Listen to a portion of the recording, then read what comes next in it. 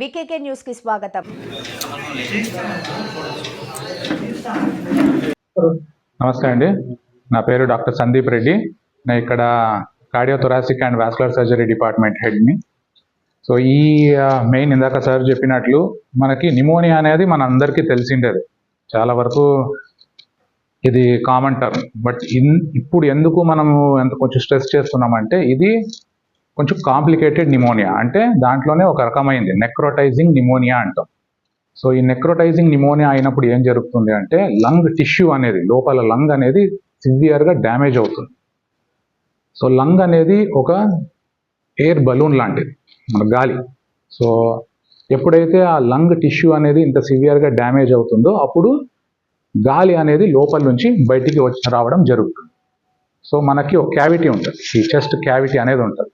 So lung నుంచి ఆ గాలి అంతా వచ్చి చెస్ట్లో చేరుకోవడం జరుగుతుంది. అట్లా తప్పుడు లంగ్ ఎక్స్పాండ్ కాదు. సో వెంటనే ఆయాసము, సివియర్గా దగ్గు రావడము, ఆ ఎంత ప్రెషర్ ఉంటుందంటే ఒక్కొక్కసారి చర్మం కిందికి ఆ గాలి రావడము, చుట్టూ పక్కనే ఉన్న గుండె పైన ఆ ప్రెషర్ పడి గుండె పంపింగ్ తగ్గడము, ఇవన్నీ దాని కాంప్లికేషన్స్.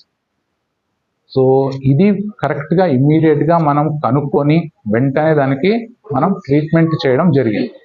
సో ఈ కాంప్లికేటెడ్ నిమోనియా దీంట్లోనే ఆ భాగమైన బ్రాంకోప్లూరల్ ఫిస్టులా అంటాం.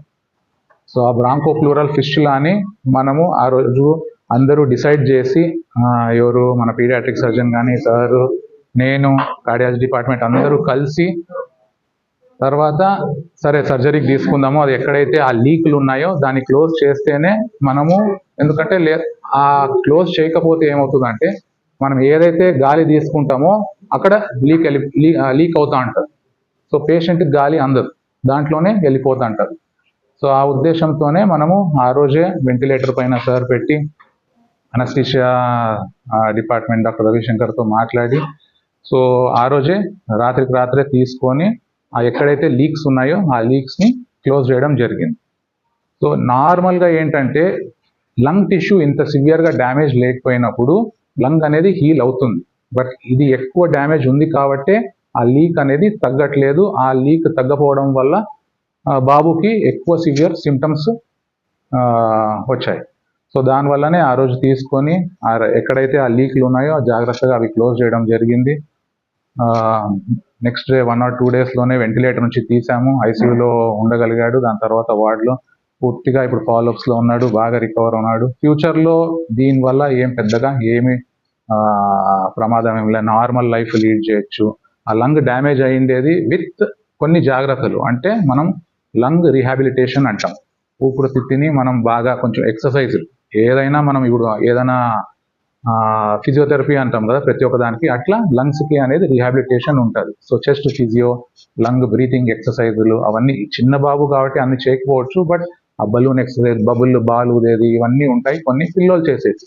సో అవన్నీ చేపించి ఫ్యూచర్లో అంటే దీని పరంగా పెద్దగా ఏమీ ఇష్యూ అయితే ఉండదు, పూర్తిగా కోలుకుంటాడు. నార్మల్ లైఫ్ అందరిలాగే he will go on. So ఈ మెయిన్ అంటే నిమోనియా అనేది కామన్ అయినా ఇది నెక్రోటైజింగ్ నిమోనియా, అంటే చాలా severe form of pneumonia which has led to అన్ని కాంప్లికేషన్స్. సో అందుకు మనం ఇది అడ్రస్ చేసి అవగాహన కల్పించుకోవాలనుకుంటున్నాం.